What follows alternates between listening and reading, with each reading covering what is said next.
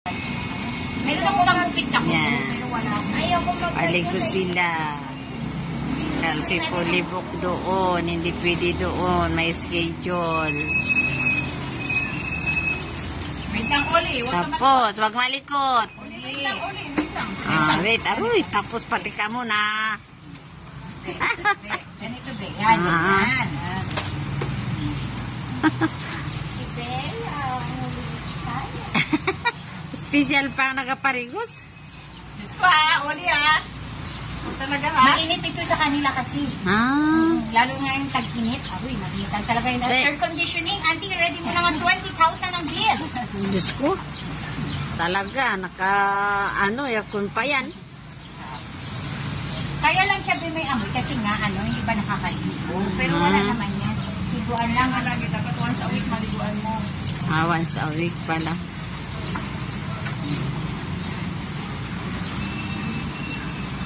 Yay! Masasanay din yan maligo. Tapos ang Bella. Bella. Si Bella, babae din natin. Ito maskulado ang Maskulado tayo.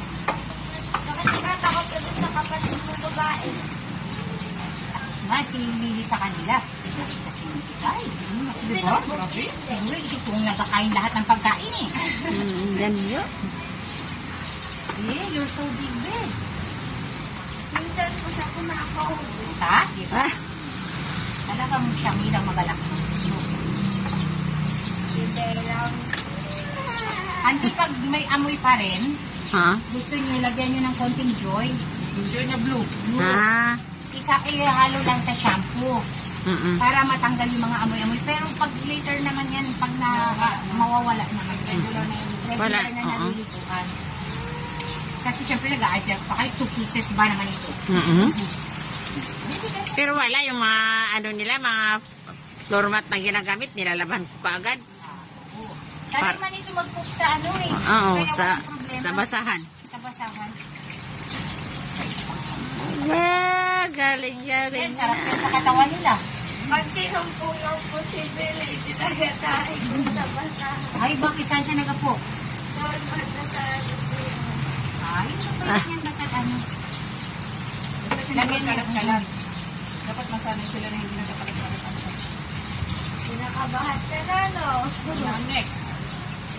Ikaw nang next. Tignan mo, ang bait ni kuya mo. Dapat mas mabait ka dyan. Ano panganay? Lalaki. Pero babae na lahat. Kaya pala. Isang lalaki lang, Bing? Ayaw nga nila sana